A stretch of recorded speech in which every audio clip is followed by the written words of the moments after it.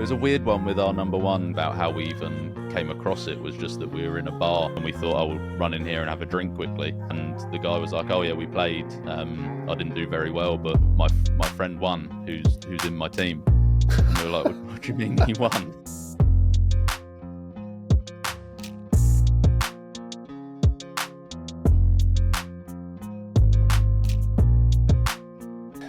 Welcome back to the PokeRadar podcast. This is episode 15. I have a very good friend of mine joining us today.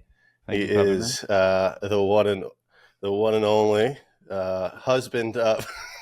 Just kidding. This is that lab Frank Harry. What's up, Harry? How are you? I'm very good, thank you. How are you?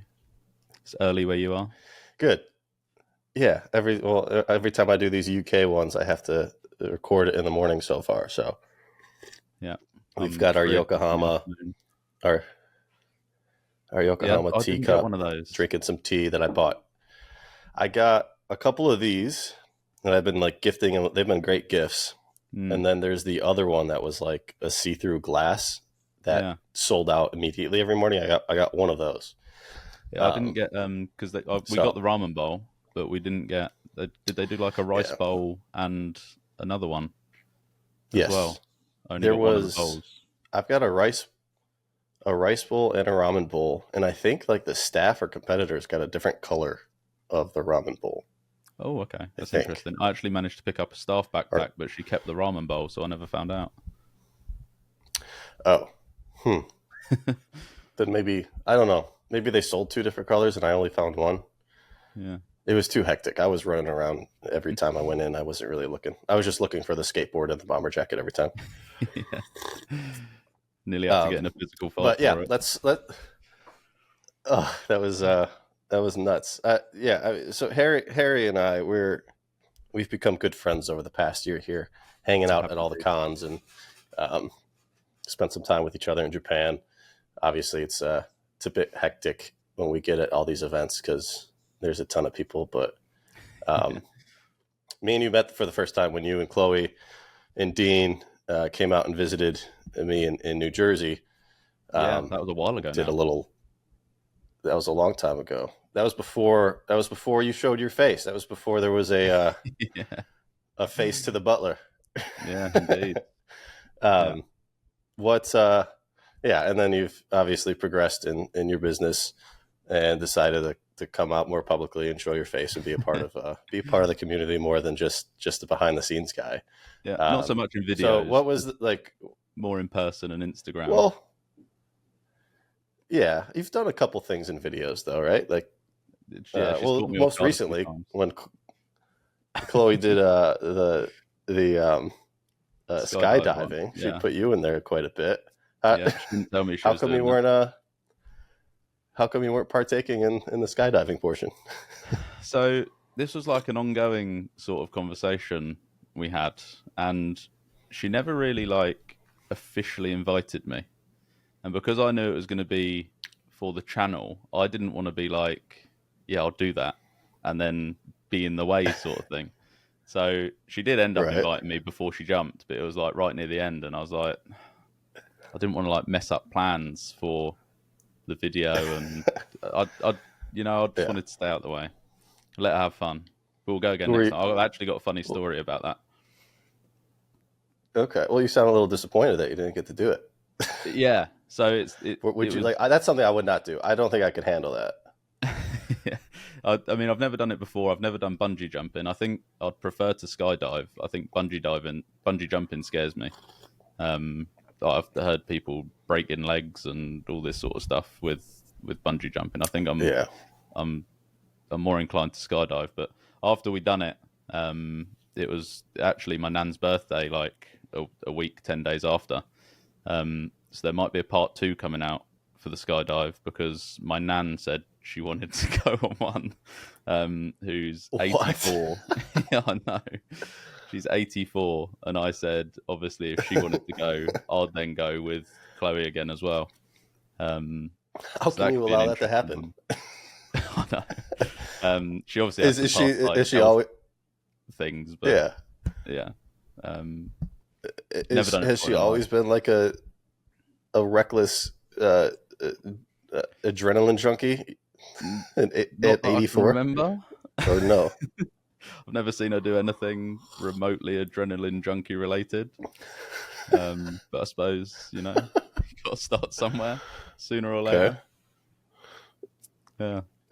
I guess, okay. Why not start at 84? We've got Yeah. there's an indoor skydiving place here near me in Texas. Mm. I haven't done it. I only have like a month left or two to try it because Yeah. I'm moving, but I feel like I should. I wonder if they would let you open up Pokemon cards while inside the indoor one. Yes. So I've done one of the indoor ones before. That was good fun. But obviously, as you saw from her video, she wasn't allowed to have anything in her hands while she was actually Right. skydiving. I think it's more obviously the danger Yeah. of her letting go of something and it hitting the person she's tandeming with, and then him not being Or the able card to, slicing through the yeah, parachute. yeah, anything like that. Yeah, I'd imagine. So you need to jump 25 times to get your own license, I think. So maybe once you get your own Right. single jump license, they'd let you. Obviously, there's no one there to monitor you, so I don't know how that works. But Mm-hmm. and I don't expect that she's going to jump 25 times just to be able to then open a pack of cards while falling. But Is yeah, it they're expensive? quite How much strict. does it cost? It's actually surprisingly cheaper than I thought. I think it was like £160, so like just under $200 Oh, maybe. But if you go that's again, not they give bad. you 10% off, and if you go for a third time, they give you 20% off. So they like encourage you to sort of keep going multiple times, and it gets a bit cheaper every time. Yeah. Huh. Yeah. Could she open up packs in the plane before she dropped? I mean, they didn't let her this time. I mean, Bring. maybe if she like booked out all the seats on a plane, they might let her, but obviously that would then become quite expensive. Right. But I suppose it's like Well, endangering between other with people you and her and your Manan. grandma, you'll get Dean to go. Yeah. He'll get. Would Dean do it at all, or is he completely out? He said he was completely out, but the last few times we've spoken to him about it, he's changed his wording slightly. He keeps saying he still won't do it, but his wording of how he says that is slowly opening up, I think. All right. How about Chibi? Will Chibi go?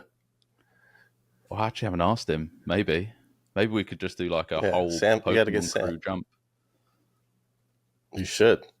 Yeah. And then whoever wins the pack battle is king of the sky. I don't know. Yeah, absolutely. Yeah, that could be quite fun actually. But I think one thing that opened our eyes. Well, that's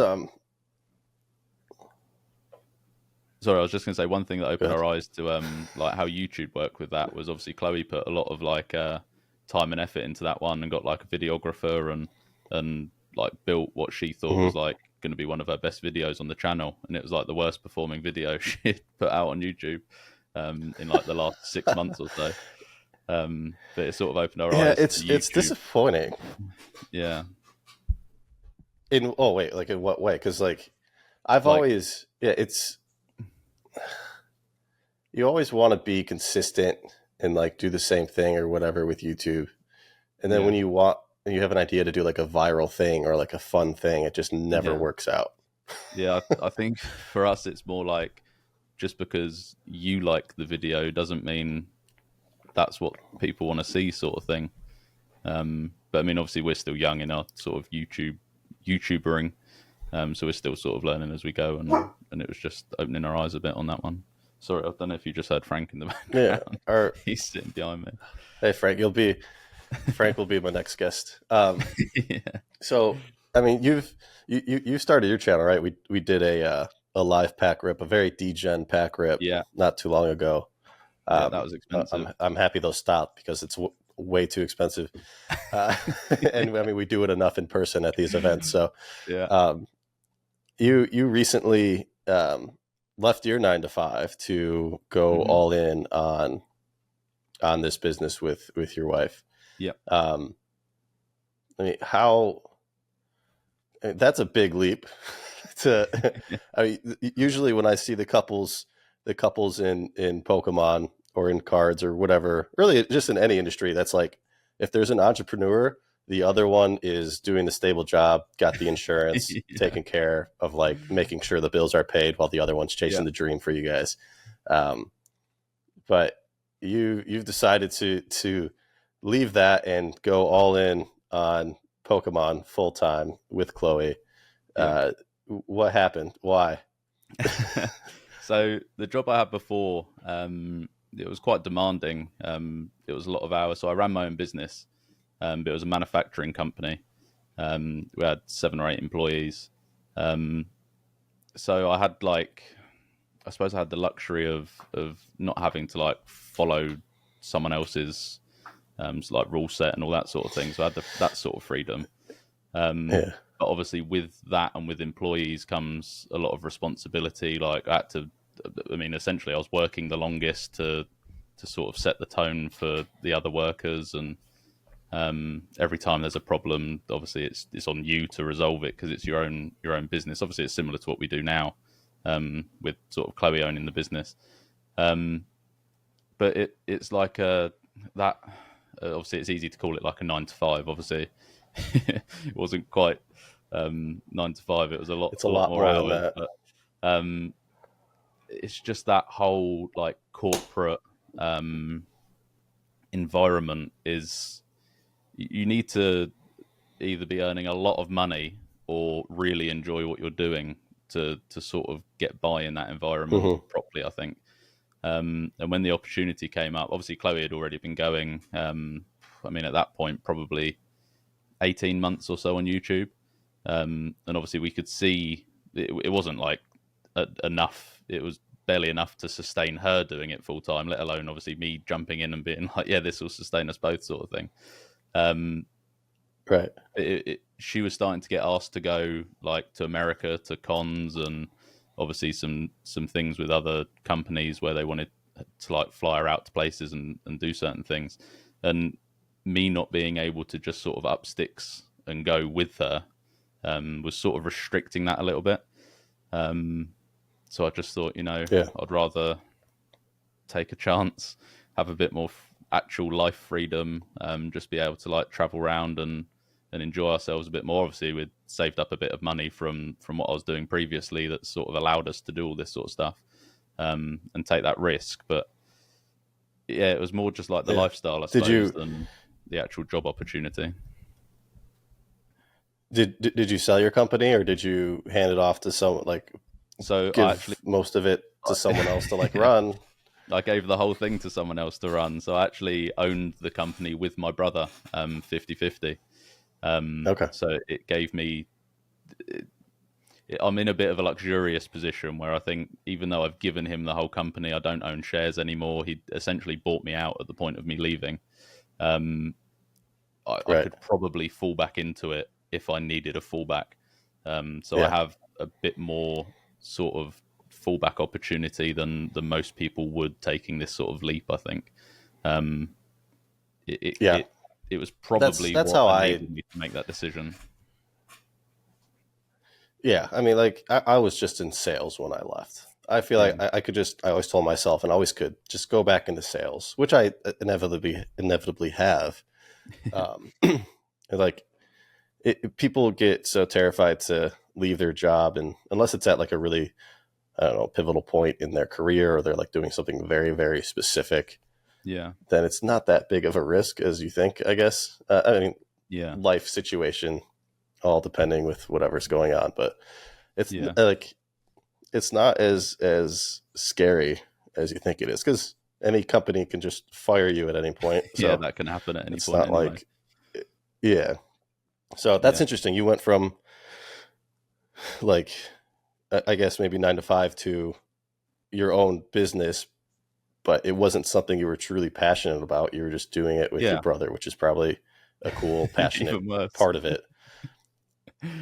or even worse, I guess. There you go. And then deciding to leave that to do something you're truly passionate about, with the love of your life too, which is really cool. I mean, that's a difficult thing to manage. I mean, I've dabbled in that world in past relationships of all in on cards, and it's a very difficult thing. But it's a very like demanding thing of travel and relationships and going to all these events. So it's really tough when you're not going with your other person to all these things. I think especially with her, I think that's truly like the only way. Yeah, I think with her being female and sort of getting invited, because obviously I don't get invited to these things. She has to ask for like a +1 for me to go and all that sort of stuff. I'm not big time enough. But obviously her being female and like traveling around the world, not yet. It's more of like in a very male dominated. It's a very male dominated industry too. And not only that, it's a very childish industry because it is Pokemon and nerd stuff. So it is quite childish, and I feel the same way. Like it's that's the right choice you're making, I guess, to to be doing what you're doing. And it's amazing. Like you've come to the US, what, 5 times in the past year or more? 5 or 6, I think, this year. Plus Japan, plus we've done Prague, France, Norway, for Lake Ala, plus France. Yeah, it's been busy time. Unbelievable. Did you? Did you ever think you'd travel this? I don't know. Like growing up, did you travel a lot around the world to like see all these different places? When I was younger, my dad always really liked exploring and sort of going to all these funky places. So I've been to quite a lot of interesting places like Borneo and Tahiti and Singapore, and been to Australia a couple of times. And obviously I've got family now in the US. Singapore's on my list. Easy. Yeah. Singapore was lovely.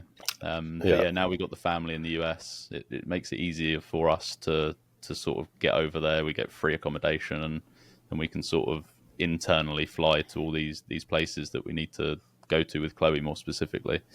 But yeah, I've been quite lucky sort of growing up being able to in like a traveling aspect, which always sort of made the decision to join the Chloe side of the business a little bit easier, I suppose, because obviously I enjoyed traveling, and it was that sort of opportunity that we were being presented with. Really was work hard like I already was doing, but at the same time be able to just up sticks and next week go to America sort of thing, which obviously running a manufacturing company, you don't have that freedom. I think that's where that all sort of came from. That's nice. Yeah, my family didn't we didn't get to travel too much. I never left the country except to Canada, but I was in Michigan, so it was a 20-minute drive to Canada. So I didn't experience like any culture, like whether it was food or people or whatever, growing up at all.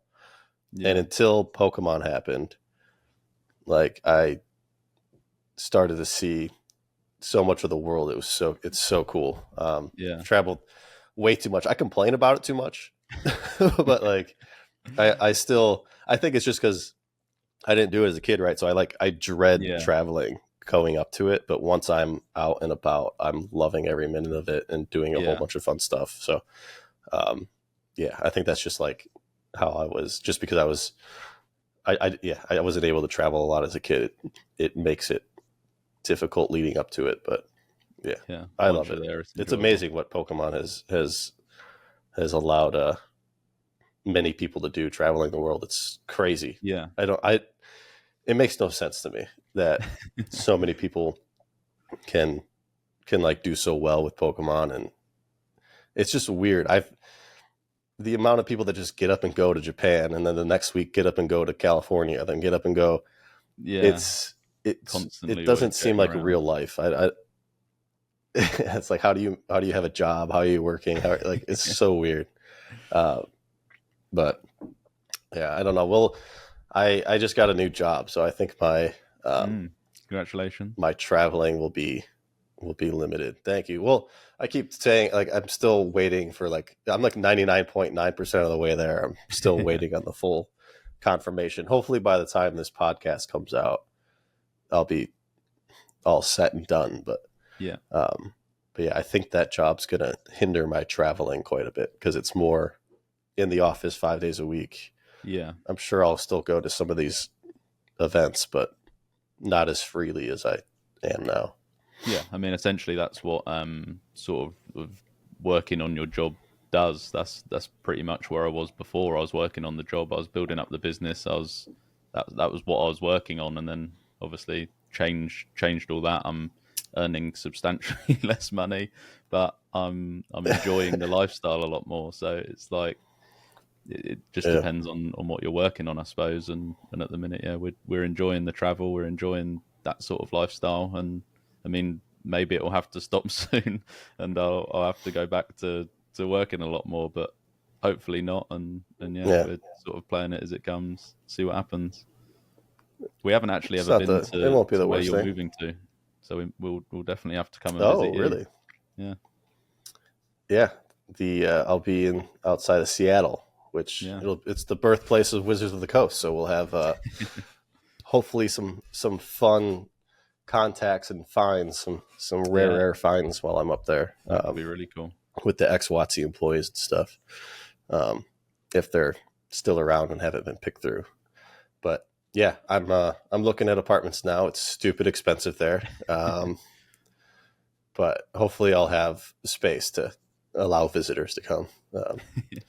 Maybe not pack it up with as much Pokemon. Yeah, I will for sure. But yeah, that's happening in a month or so. I'll be hopefully moved out there and settled by the end of the year. Really, it's I haven't lived there either. I've been there once. I've been to Seattle one time in my life. Everyone complains about how like rainy and gray it is, but I don't care about that. I don't mind it at all. So I just like that there's going to be mountains and nature. Yeah, being in the UK and London, you're just as bad. Not so much mountains and nature near me, but there's rain and grey. Yeah, so a little bit worse, I guess. How's the how's the shop coming along? Yeah, so that's not officially announced as like an actual thing yet. We're sort of holding off only because it's not like set in stone. It's been teased a good few times, but it is obviously something we want to do. Yeah. But there's no like official contracts for a building and all that in place yet. We are deep in talks, but there are a few issues with the building that we were looking at, and as you may or may not know, with buying premises, obviously sometimes that drags out quite a while. So we're just trying to rectify some problems before committing to everything. Okay, well, hopefully that works out. I mean, it's been teased quite a bit, but exciting time. I can leave this out if you don't want it in, but. Oh no, it's fine. I'm sure it's going to be awesome. Cool. I'm still. I've got my my idea for the trip I want to take when I come out there. So I realized I have a ton of chase points that I need to start using. Well, I don't need to use them, but I will start using. So I'll have a nice trip planned out for to visit you guys. Maybe go back to Dubai or something, and maybe try to tie it in with Legala. I don't know if that's happening. Is that happening? Is there another Legala happening soon? Yeah, so I believe it's January in is it Köln in Germany? It's either January or February, but it's in Germany. I think they're doing another one in Paris again, but I think that'll be like summertime. Oh, they're going to do 2 a year now? Interesting. I think so. One in Germany, one in France. Okay. Well, that's coming up quick then. Because it was supposed to be in October, but they moved it. Wasn't the first one in like July? Or was it earlier? Paris, it was way earlier, wasn't it? April, I think.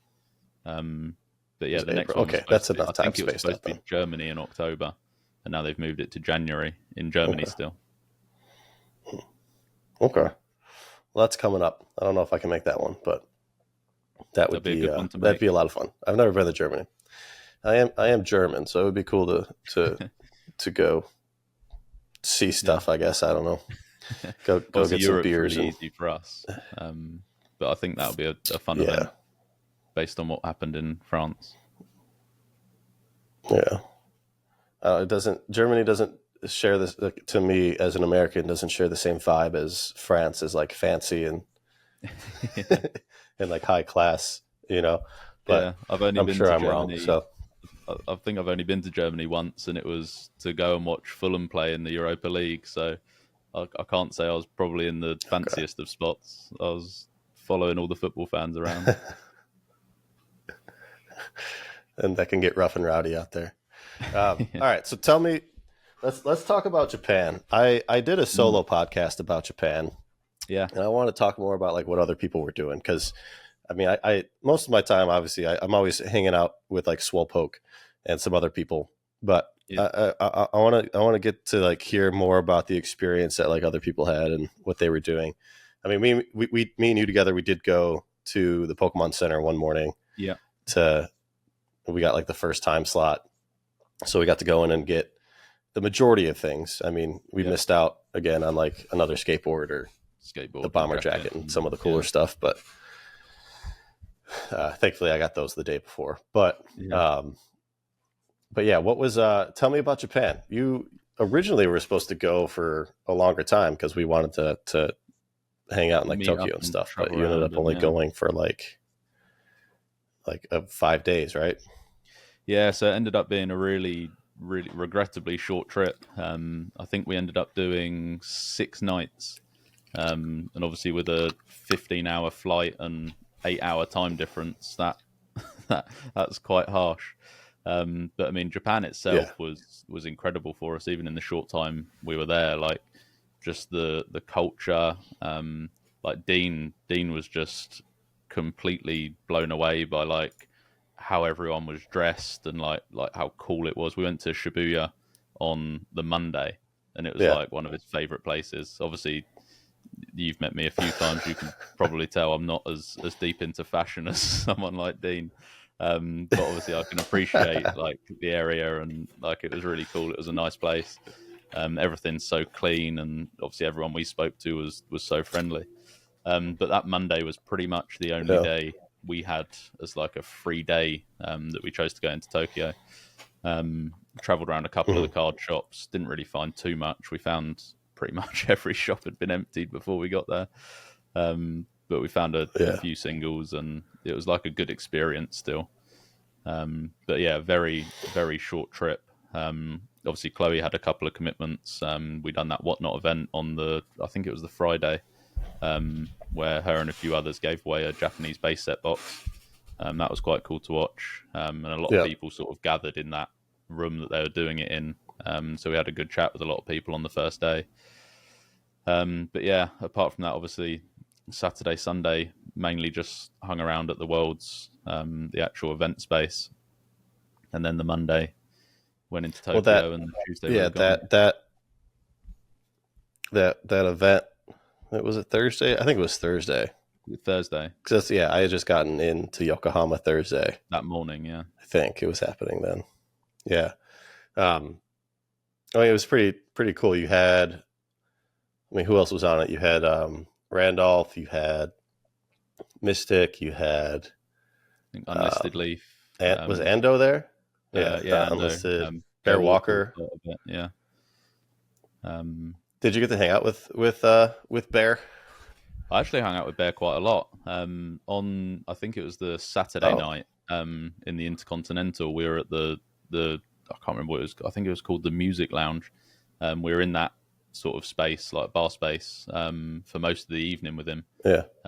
He actually invited us back to his suite the next day to play poker, but that would have been quite cool. But a few things got in the way, and we were eventually unable to. That was supposed to be like me, Sam Chibi, Bear. I think Lee Leonhardt was going to join us, and a couple of other people. But yeah, as it does, everything just sort of got quite busy, and we had to put that off. But yeah, Bear was lovely. There's a lot going on. Yeah, private poker games in the Pokemon space. That's fun. playing for Pokemon cards, not for cash. Was Bear like? I saw I didn't get the chance to like hang out. I ran into him a couple times, had small talk, but didn't get to hang out with him. Because we ran into him. Well, yeah, I was with you. I think we ran into him after that last the Pokemon Center slot trip to the right, and where everything went crazy and they had to stop selling them. Yeah, he was at the exit. I wonder if he was like he said he wanted to try to get some footage or something and see like people going and buying the skateboards and the craziness, but it was too crazy, so he wasn't able to get it. But he seemed like he had a good time. I mean, he doesn't seem like he seems very down to earth and just enjoying what he's doing, making skateboards for whoever. He's he's a nice guy. I think as you said, he's quite down to earth. I think he's just sort of stumbled into the opportunity to sort of go to these events within what he had been asked to do with Pokemon. So I think he's just enjoying that while it's an opportunity, I suppose. Yeah, because I know he's doing like other cool IP. I don't know, like I think he had done. I don't even know what's out there. Was it like Power Rangers or something? I don't know what he had done. He was doing some other fun cartoons, shows, or whatever, animes and stuff. But yeah, his skateboards have blown up. I mean, this one I opened mine. I have number 61 of 500, which is unfortunately a Poliwhirl. Oh, so I'm matching up the skateboard numbers with what the Pokédex is. I don't know if anyone else is doing that. 151. But yeah, he did. Yeah. Lee got 151. Or at least he posted. I don't know if I would assume that's his. I never asked him, but that's pretty cool. I was hoping to get number 4 or whatever Pikachu's number was. 60, but yeah, of course I got to get stuck with the Poliwrath line, just always. It's a cool line. What's wrong with the Poliwrath line? It's just every time you open up a base set pack, man, it's a disaster. So I think I'm gonna have to learn. I have to learn to love that line. I did almost just buy a Poliwag Snap as well, so maybe I really do need to learn to love that. Yeah.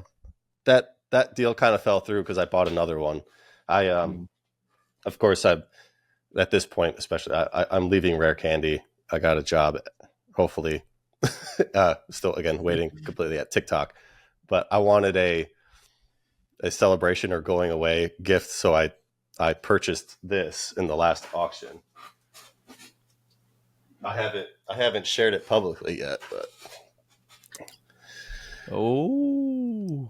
I got I don't know if you could see it if we're blurring it up, but I got the Snap Gyarados. Cool, you're diving deep into the snaps. Well, maybe too deep. I don't know what's going on. I just feel like it's a great opportunity right now to buy snaps because they're available. Yeah. They never have been in my life. Yeah.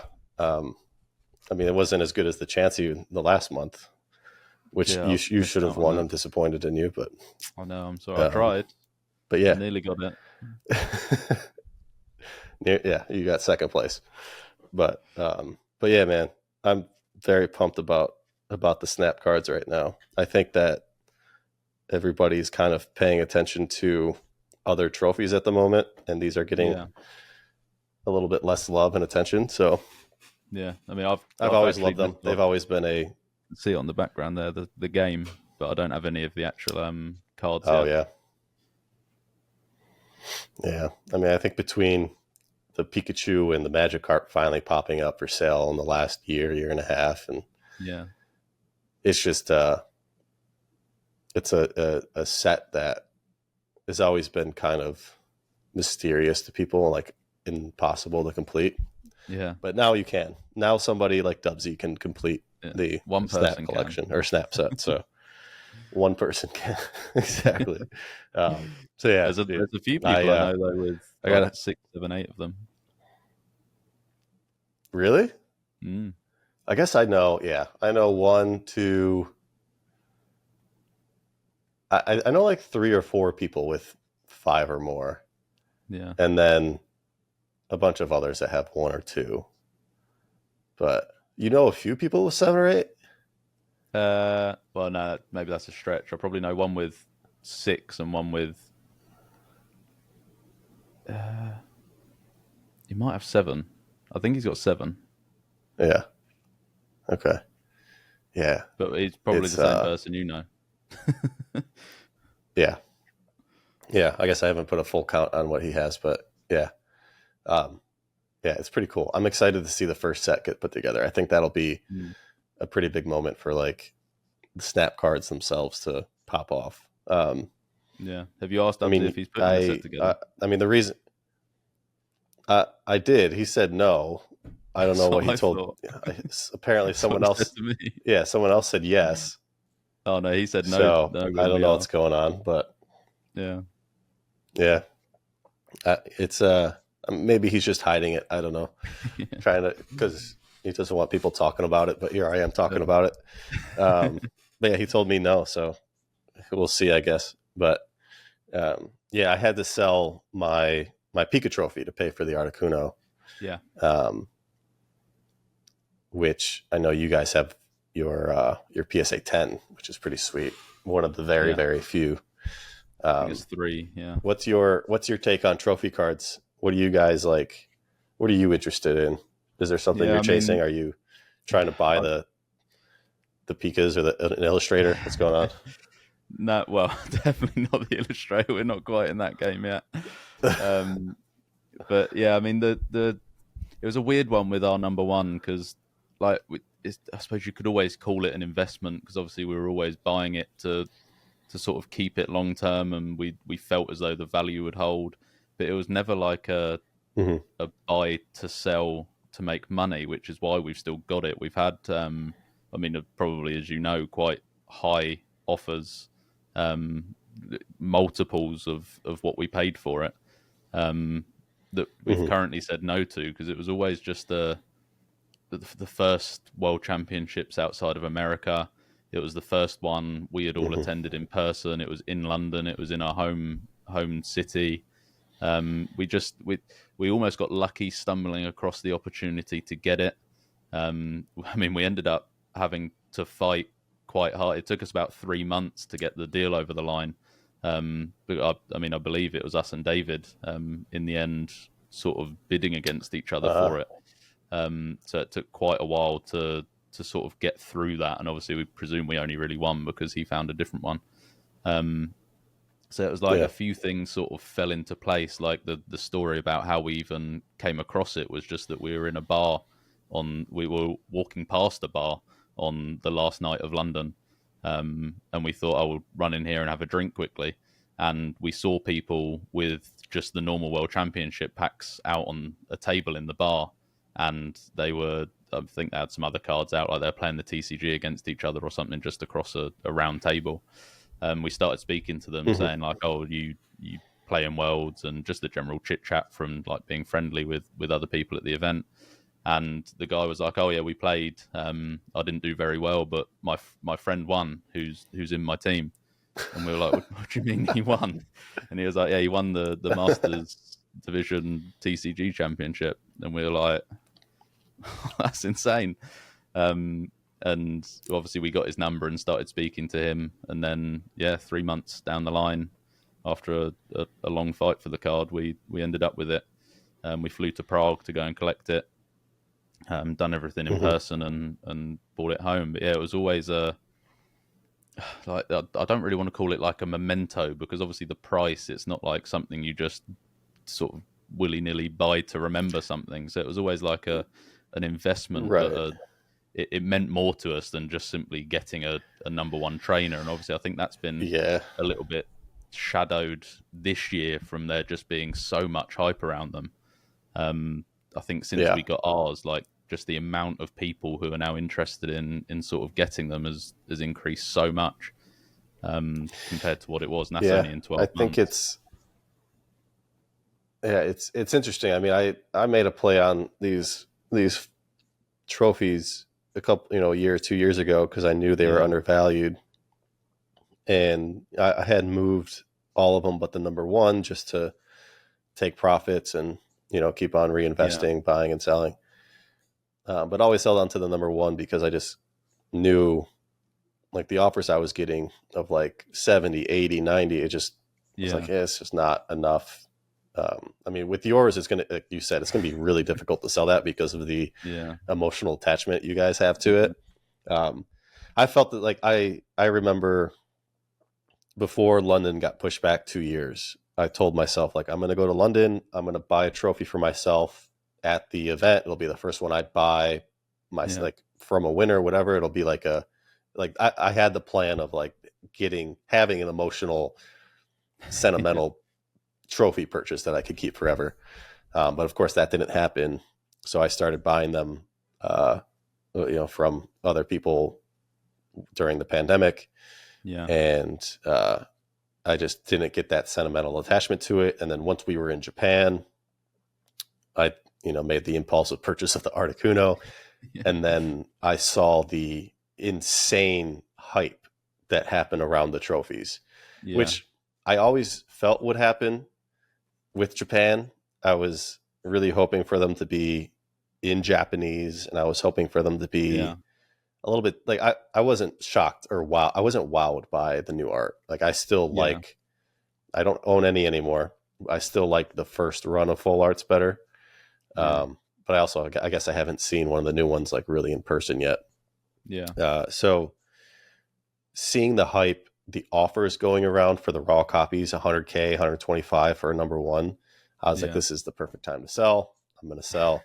So I posted mine and got a bunch of offers. So I had a bunch of people competing, but ended up taking the easiest deal that I could make, which was keeping it in the US and getting it done in person was like so much better. So I went with the easy transaction versus that extra couple thousand that I could have got from somewhere else. But did you fly there? That's gonna like, I flew out to, I did it in Florida because I it was just perfect to mix in with grading the Articuno.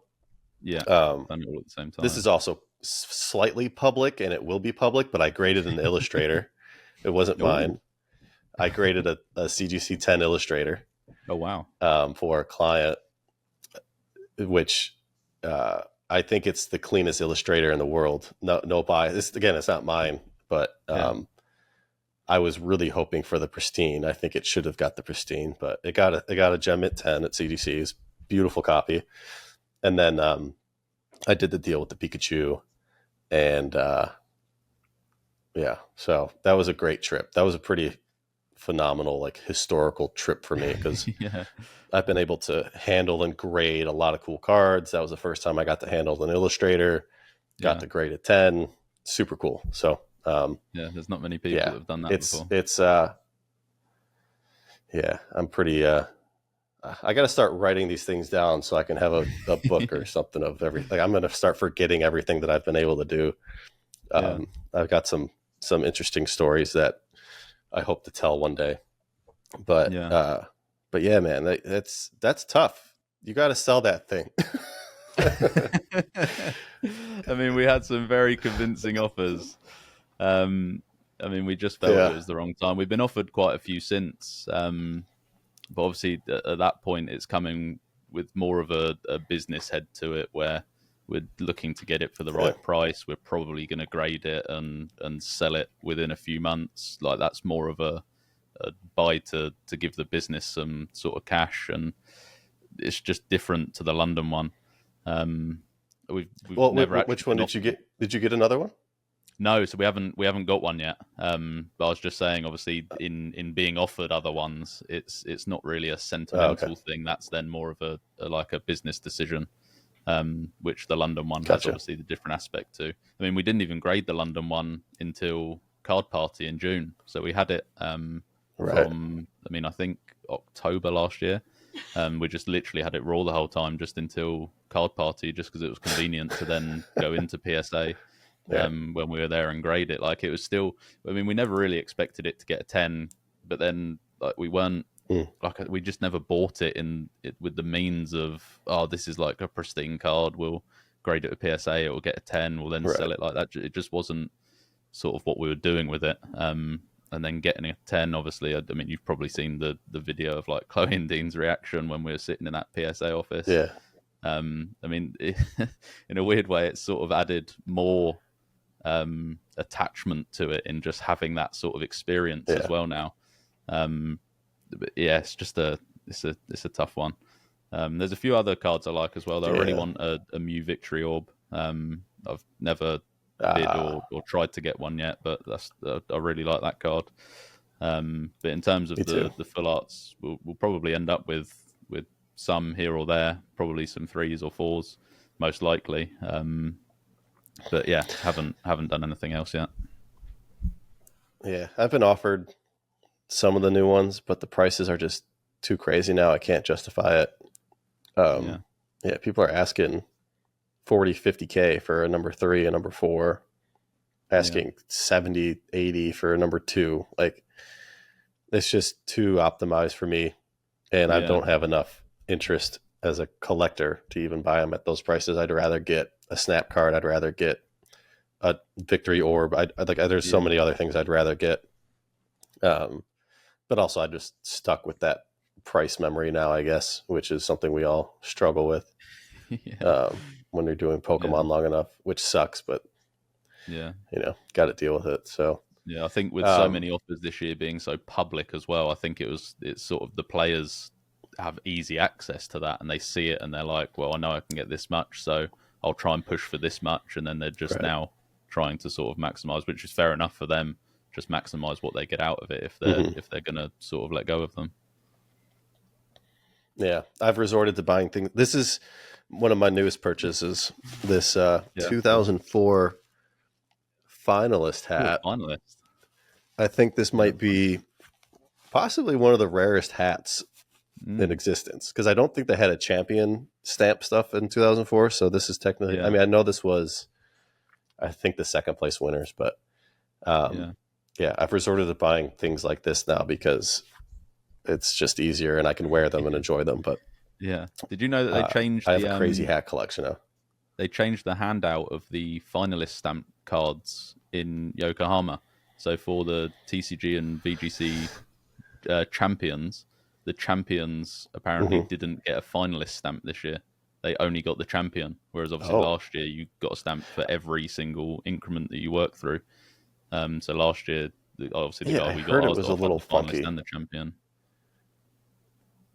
Yeah, and then isn't there some other funky things too? Like they got top 32, but they didn't get semifinalist, or like they got top 16, but they didn't. Wasn't there more funky stuff that happened with that too this year? I mean, potentially if they'd done it on the finalist and champion, but that was the only one I'd heard of so far. But I mean, essentially for the finalist and champion for Yokohama, that makes them the same rarity, because I presume that then means the same number of each were handed out. Obviously, I don't know how many spares there are or that sort of thing, but for the official numbers of handouts, I presume that makes the finalist a lot rarer for Yokohama than the previous years. Yeah, it was a weird year. Like, also a bunch of semifinalist cards got stolen, and Pokemon doesn't, they won't replace them because they don't know if they're what actually happened. There's no proof. Yeah. But yeah, there was a lot of funky stuff that happened this year with like theft of even like the merch. Like there were tons of copies of like champion jackets and hats and sweaters and stuff that were being sold that were definitely stolen. I mean, that happened last year to London. Andre, the guy who we got our card off, he said when he got back to Prague, where he's from, he had 3 friends all in the area that had champion hoodies, and obviously he won, and he knew that they didn't win. So obviously at that point from London, there were already stuff circulating. I think I've seen 5 champion caps from London. Myself, obviously I own one, but I think my one now is like a stolen or a spare, or I don't know where that's originated, because it wasn't from Andre. But yeah, it's crazy how that goes on every year. Pokemon's got to crack down on that. I need my hats and stuff to be more valuable. They need to stop being so loose with the with all that stuff. That's crazy. It's like, this all this world stuff has gotten so expensive. Everybody is trying to do whatever they can to get real greedy, take what they can and get what, I mean, I can't imagine it'll be that hard to track down who did it.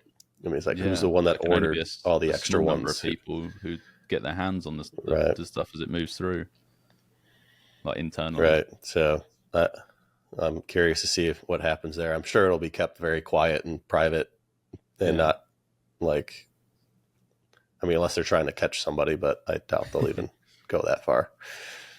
Make it like a huge manhunt around the world to find some guy who stole a bunch of Pokemon merchandise. Kind of laughable, I guess. But yeah.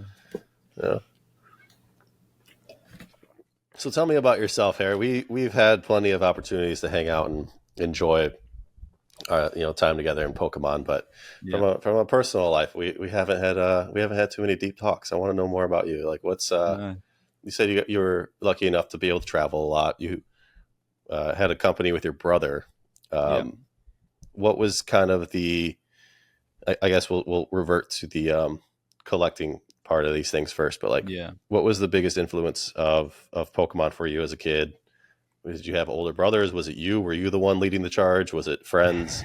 Is your dad a collector? Tell me about your life. I probably got a little bit of it from my dad, but he was never into sort of like trading cards or anything like that. He's got a stamp collection. But I mean, it's not something he actively works on either. My brother is older. So he was always into he's only 3 years older. So it was quite a close age. So obviously both of us got into a lot of the same things as we were growing up. It's the same sort of story as most people. Obviously Pokemon came out and it was all over the playgrounds. Used to just run around with them outside. I mean, I would have only been 7 when it came out. So obviously I wasn't in a... We're the same age, right?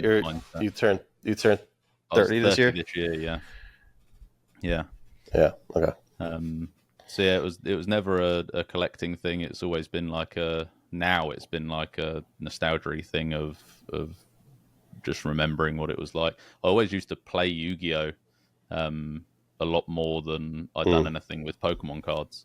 So I used to obviously have my Pokemon collection, and me and my brother put a binder together. But I mean, that was I think it was Base Jungle, Fossil, Rocket. We actually graded our base set Charizard from that collection last year. That came back a 7. So obviously that's the general condition of that collection is always never going to be great. That was just for more of a memento of keeping that one, just because it's obviously like the most favourable one. But yeah, I used to play Yu-Gi-Oh! Quite a lot against my brother and my cousins, and whenever I saw friends that played, I always had that sort of geek streak in me. He got quite deep into Warhammer. Being a little bit older, he probably progressed into Warhammer a bit sooner than I would have. But then obviously seeing him do that, I got quite deep into Warhammer. So we had our own tabletop at home, and we built our own armies, and we got into that after the Yu-Gi-Oh! Phase. So it's always been that type of thing. That's interesting. So we've still got all of that. Yeah, you skipped Magic and went into Warhammer. Warhammer is something I definitely know I would have enjoyed. Yeah, but I did not get there. Because I skipped Yu-Gi-Oh! I went to Magic. Yeah. But I was also playing card games like Dragon Ball Z and Harry Potter and stuff in the middle. Yeah. So my brother was very into Dragon Ball. I never did Yu-Gi-Oh! Really anime. Okay. So we never had Dragon Ball. I started buying a bunch of the manga. Yeah. I know that Score was big in Australia and the US. I don't know if it even made it out to the UK. I highly doubt it. If any, it was very, very little. Yeah. Hardly ever see it anywhere. Dean's quite into Dragon Ball. So he bought a big collection last year. Yeah. Yeah. I talked to him a little bit about that. I got to have him on too, because I haven't had a lot of time to hang out with him, but I feel like we'd get along quite a bit. So especially on the Dragon Ball stuff. So how come you're not doing Yu-Gi-Oh? I mean, I remember like talking to Chloe. She said you like randomly at one point bought a fossil box or something, Yeah. or some So I old mean, box just to rip for fun. yeah, one of the first things. So the first things I really bought getting back into Pokemon was like a massive block of Hidden Fates tins. I bought a couple of cases of Okay. Evolutions boxes. Obviously, it's before they went up in price. And then a first ed fossil Yeah. box. Me and my brother actually went halves on that. I sort of first got back into it, I said to him, obviously, this is what we used to have. Like, there's an opportunity to buy one. Do you want to just get it? And we literally sat at home and ripped a whole first edition fossil box. That's one for the memories. I did that with an unlimited fossil box. Yeah. But I only opened the heavies. So. Oh, okay. Yeah, we didn't. I mean, at the time, obviously, I wasn't sort of clued up enough to even know that was a thing. That you could sort of weigh them at the point of buying that box. So obviously, we just sat there and had a bit of fun with it. Well, that's one of those things where like having too much knowledge makes things less enjoyable. So yeah, just going into a box and ripping it open without understanding all the little nuances like that makes it so much more fun. Yeah. So. And then last year I bought a Spell Ruler first edition box, a Yu-Gi-Oh box. I actually just started opening that for myself. I pulled the Blue Eyes tune, so that was like a nice sort of thing to have done. I've graded that. I think that's down. It's on one of these shelves. I've always kept that close. So yeah, I suppose personally, like in terms of what I'm doing now, it's a lot more. I'm not like buying a lot to keep. I'm opening something and grading it, and it gives me that sort of want to keep it. I'm not really sort of putting a collection together at the moment of things. Obviously, when you're talking about snaps and trophies and that sort of stuff, it's you can't open those and I can't afford to collect that. I buy them as an excuse that it's an investment. So yeah. But no, it's been a fun couple of years. Yeah. Well, now that it's a full-time business for you, I mean, that's I always say this, but you know, because I go in and out of having either like a consulting job or a full-time job or whatever within Pokemon, and when I am doing it full-time on my own, all Pokemon, nothing, I can't collect, I can't rip for fun, I can't do any of that because it just eats into my bottom line. But once I have a job or some more stable income, I can start like treating a small portion of it as a collection. What are your thoughts on, I mean, you've been doing this full time now for a little bit. What are your thoughts on that? I mean, obviously you're still opening a little bit for fun, but in moderation. I think the business side of it definitely changed like our personal collecting goals. Before I joined Chloe as like a business, there was definitely more of this is our personal collection, this is what we're working towards. There were things that we were buying to put together. And obviously since having the business, because when you own the business, obviously all the money has to come from you. Obviously we've decided to start putting that investment into the business as opposed to the personal collection as such. Obviously then things come around like the opportunity for the number one, and then obviously that's part of the personal collection, that's not business owned.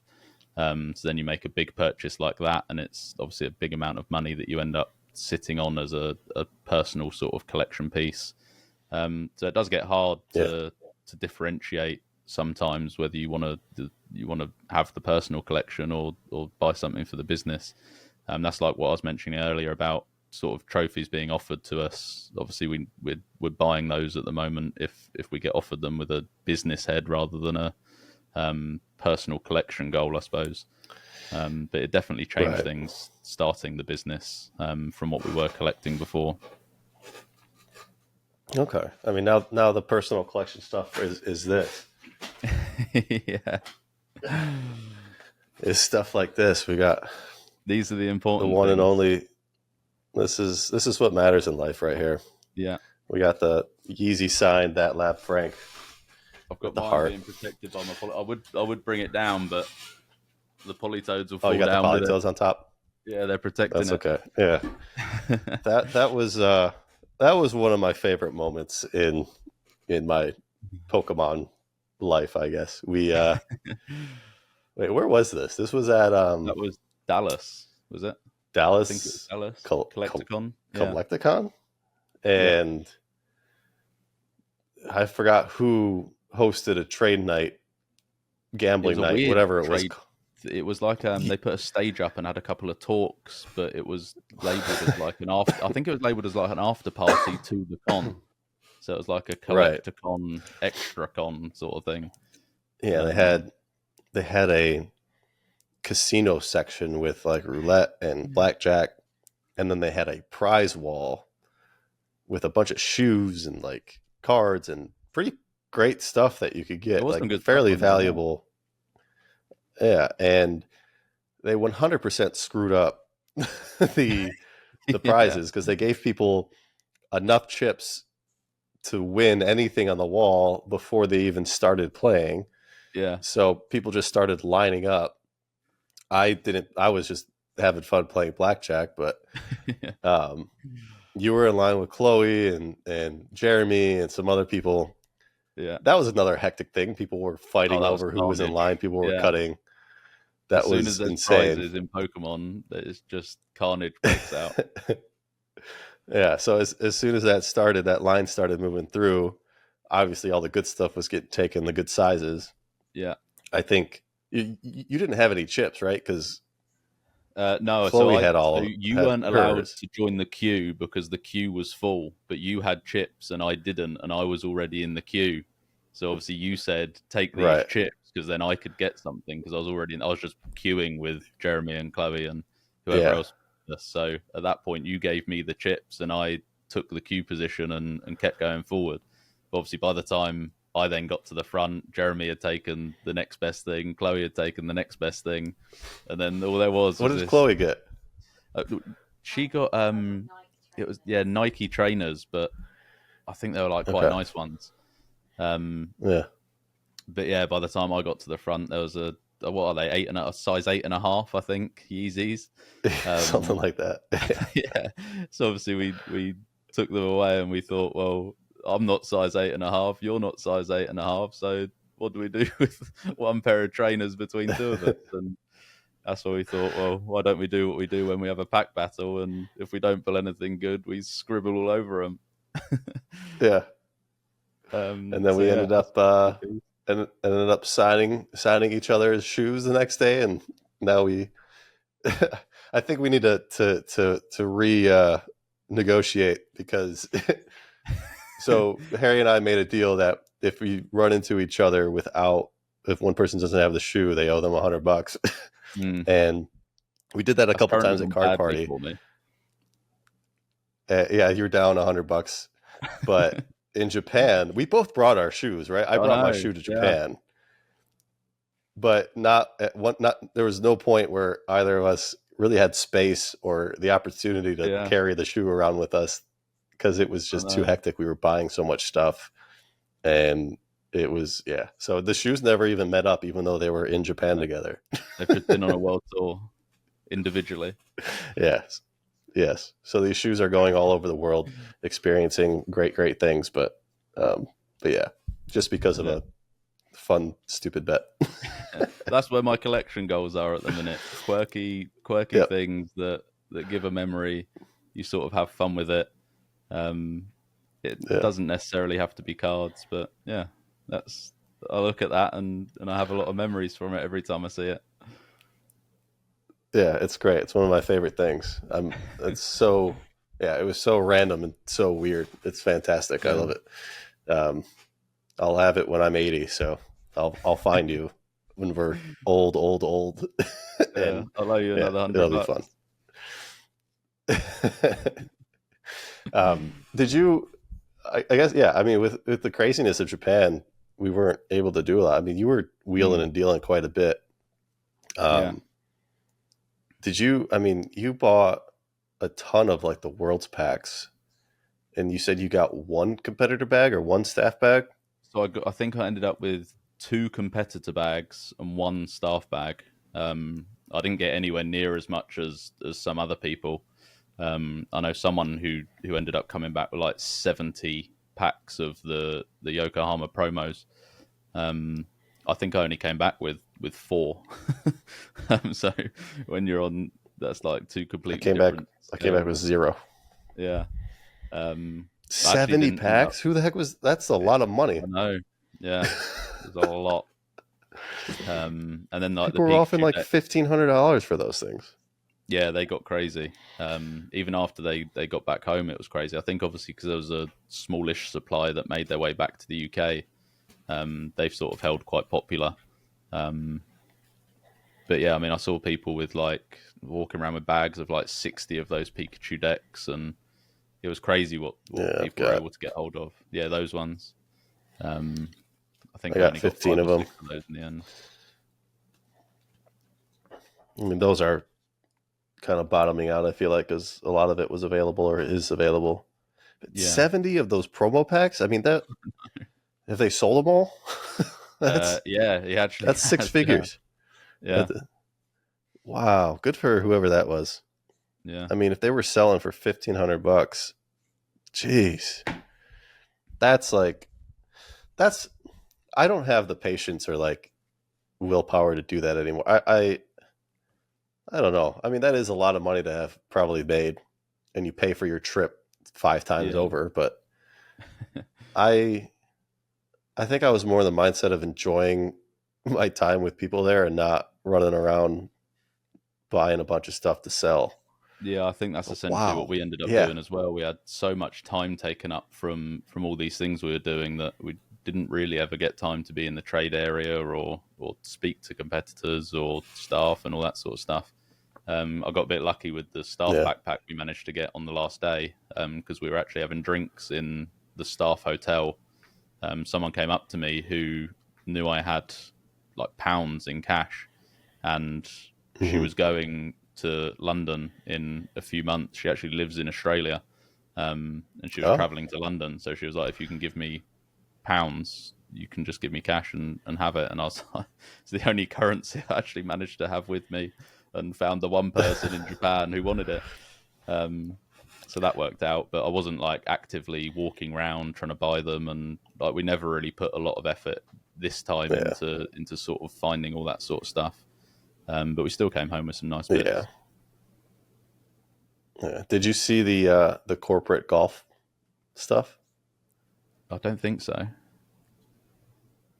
So I assume they do it every year. I've seen other years of some golf stuff, but I haven't been looking. I need to look because at the event we saw one guy with a Yokohama Pikachu bag, but they were dressed up as golfers. Like there was golfing Pikachus with like a golf club, everything. And I found out that the corporate team, the executives or whatever, they have pretty much a golf trip, a golf event before Worlds, usually every year. And they got exclusive merch. And I think Jeremy ended up buying some from like Mercari or something, but not the backpack. The backpack is sweet. But there's golf towels, there's like tees, balls, like all these carrying items. Like there's a bunch of very exclusive corporate Pokemon golf merch from Worlds. And I mean, those people will probably get like in huge trouble if they get caught selling it. I haven't even seen photos of any of that. Yeah, no, it's not out there. Like, I saw one guy who's he's some like famous dude that visited Japan during Worlds, or maybe was like invited out. I don't know. Was it Daniel Arsham? No, it wasn't Daniel Arsham. It was somebody else. But they posted a picture on their story of somebody with the bag. And then, we saw somebody at the World event, like during opening ceremonies with the backpack. With it. And cool. It's so cool. That's what I need. If anybody can get me one, I need that. Because, I got my big golf trip coming up here in a couple weeks in Michigan with my buddies, my high school buddies. Golf a couple of days ago for the first time in about 18 months. Had a day off. Really? Yeah, it was lovely. How'd that go? I mean, I need to get not playing in 18 months. It went okay. Yeah, I'm gonna go to the range today after this. I think I need to get some swings in. Yeah. It's too hot to play in Texas though, so I haven't gone out and played like a full 18 holes because it's just brutally hot, and I don't think I'd enjoy it. No. But yeah. All right. So what else is going on in your life? I mean, you're working on some big stuff with the business. Yeah. You finally got a day off to golf. Yeah. You just have the one brother? Yep, just the one older brother. Just the two of us. Okay. So you left him alone in the manufacturing world to go have fun with Pokemon. And you got Chloe to work alongside on all this stuff.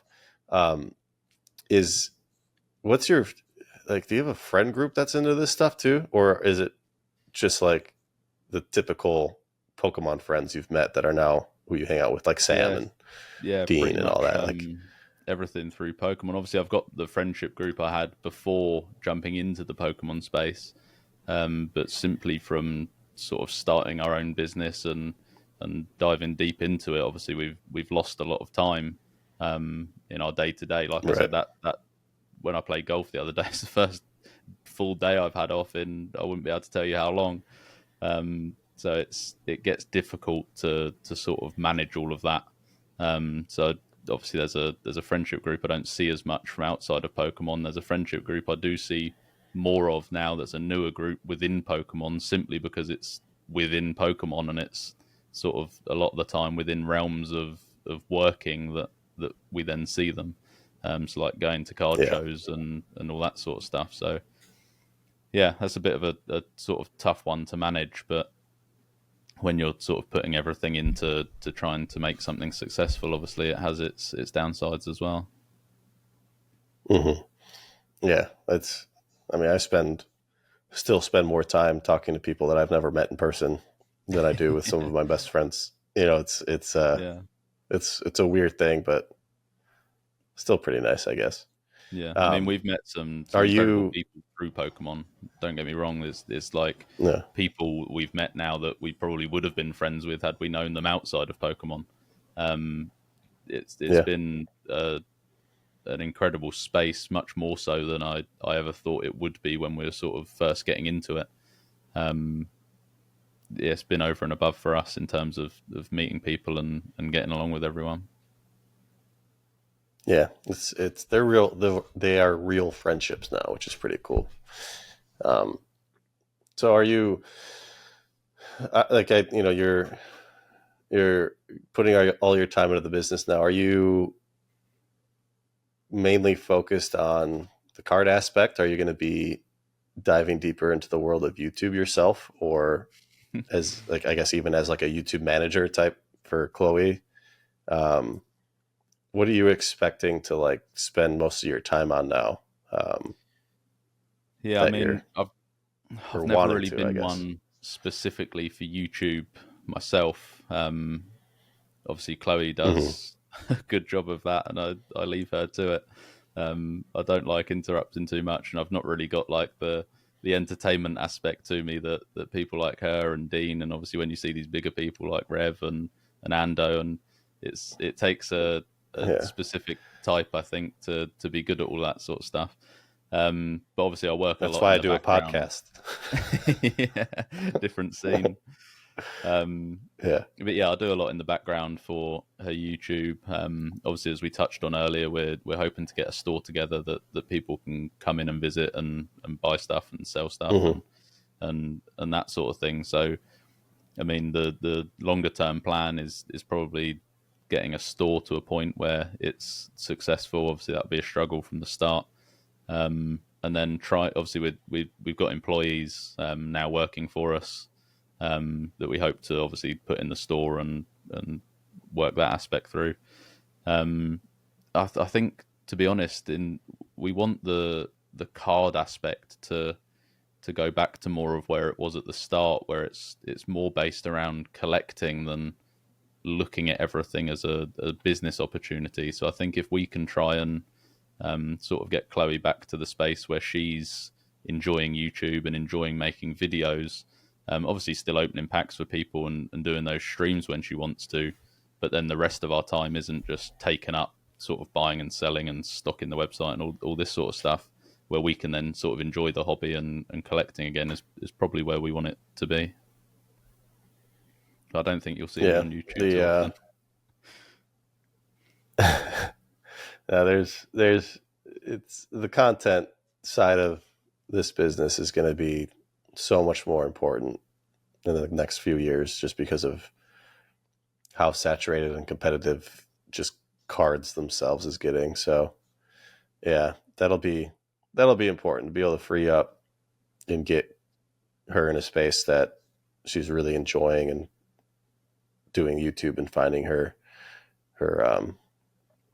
I guess her path or whatever with that. And then, yeah, getting a more self-sufficient store built up to the point where you can purely focus on the buying and the deals. That'll be, that sounds like a dream. That sounds like the ideal setup. I mean, have a strong marketing arm and then have the strong buying and selling side of things is really, really difficult to put together. Yeah. So that'll be good, man. That's exciting to see. I hope that, really exciting. I think with YouTube, YouTube had a lot of hype. I feel like maybe it was just myself internally with them integrating Shopify and everything. Yeah. I just don't feel like that's being utilized or pushed at all. Maybe it is being pushed and just not being utilized. But then obviously, like me going to TikTok, I see an opportunity there for the industry, for people. So that'll be fun to be a part of. And then, I mean, obviously everyone else, whatnot, and all that. And it's a lot of big business still to happen. It's just a little concerned though, still with Fanatics and what they're going to do to everything. But I don't know if that's taken over in the UK at all. I don't know how, if Fanatics has got a UK arm or if they're making any moves over there yet. Yeah, they might branch out, I suppose, unless they have, and I'm just not aware of it. Yeah, but it's definitely an exciting time for us. Obviously, moving forward into getting a store space and exploring all of that is new for us, and it's exciting. It's just a hard balance sometimes of obviously having free time, having time where you're on YouTube, having time where you're packing and wrapping orders, having time where you're running a store, and it's just like it's hard to balance sometimes, especially when there's a lot of sort of opportunities for Chloe in America, and that then comes with a lot of travel, and we're growing and learning. Yeah. I mean, that's going to be. I mean, I know at one point you said you were thinking about moving to the States, but if you open up a shop, you're going to be locked down pretty good there. But I think that's a good thing. I mean, these opportunities get repetitive, and I feel like can only go so far. And to a point, you'll be able to just take advantage of them from your home base. So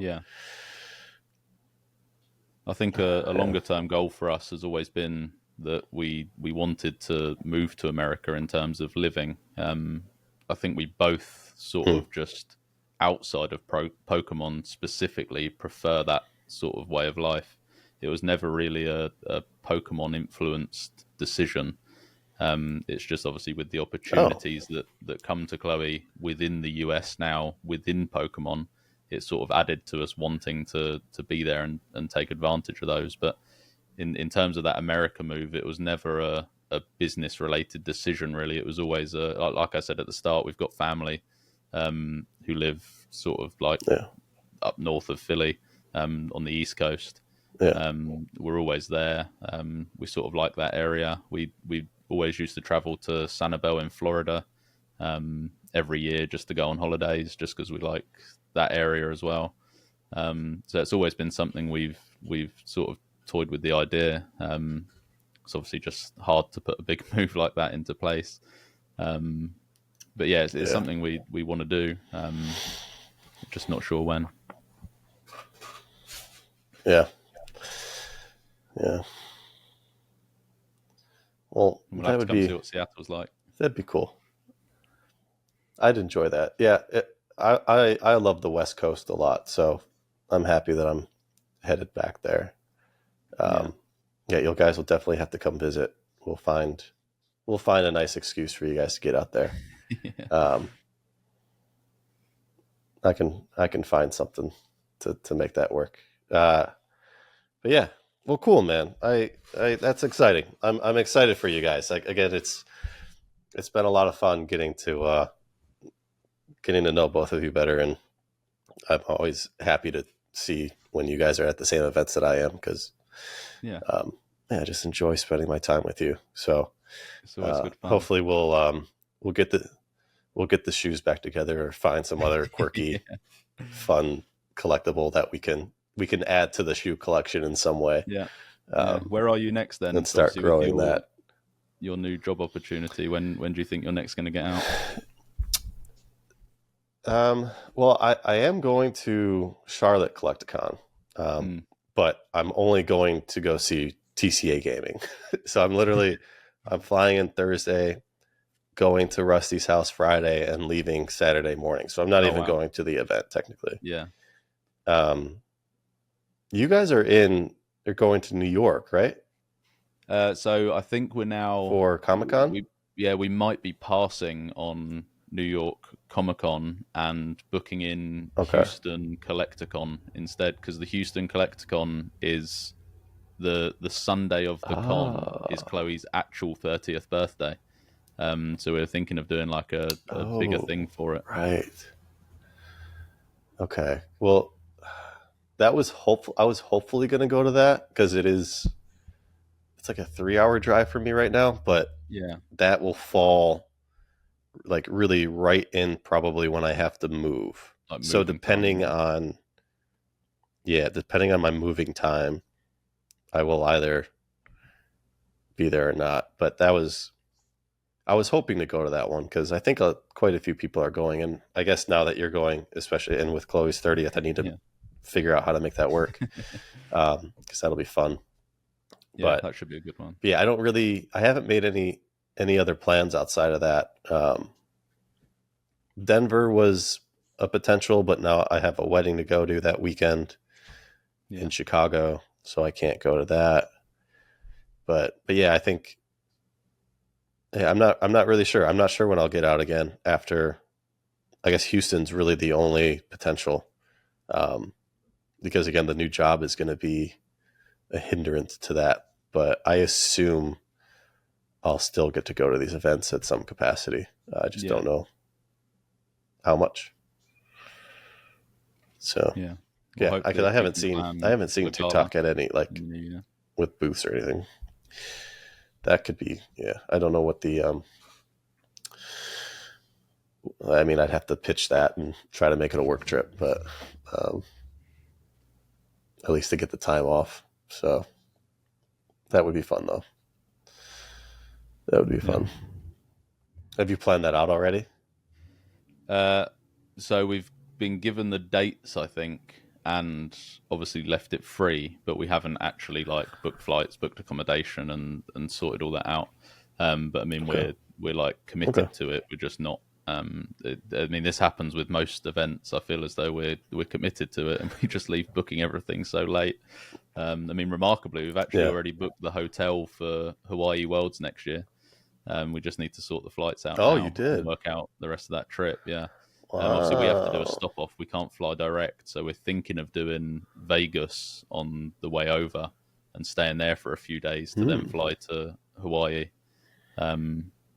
Although I'm not sure how I feel about Vegas before Hawaii. I might have to do it on the way back just so I don't ruin the trip. I don't know. I think that could be... Well, yeah, you could ruin the trip that way, but also Hawaii, I would feel like, is the relaxing side of it, and Vegas is the crazier side of it. So it might work out that way, but... We'll have to wait and see what ends up happening. Maybe I should say... Was it expensive? The hotel? Yeah, I think it was. So the first one we looked at was like $5,000 for 7 nights. But I think we looked at Oh. I think we looked at the staff hotel, and it was expensive because basically all the rooms have already been booked. So then I think we booked a Gotcha. different one that was like, I mean, I still think it was like $3,000 for 7 nights. So it's definitely not going to be cheap. But obviously, like Hawaii's one of Chloe's favorite places. So it was somewhere where I've never been. we wanted to be. Text me the hotel you're staying at so I can take a look. Yeah. I guess I should probably book that. I don't know. I kind of thought about getting it like a nice Airbnb like mansion with a bunch of people, but that also seems a little. I like hotels because they clean up after you and they take care of everything. So it's just nice and easy. I think there's quite a few nice ones near the venue as well, so I don't think you'll struggle. Okay. Cool. Yeah, I've never been to Hawaii. I'm excited. Yeah, I don't know. I mean, excited to go. Hopefully, I can go. I'll just send the shoe on its own. Yeah. Okay. All right. Well, good, man. Great catching up with you. Thank you for taking your time out of your Sunday to thank you to hang out and talk. I'll get this up in a couple weeks, but yeah, man, have a great rest of your Sunday. I mean, this will be Thursday when people are listening to it, so have a great weekend after that. But thank you. Today recording. Have a great rest of your day, man. And you. Thank you very much. I'll see you soon.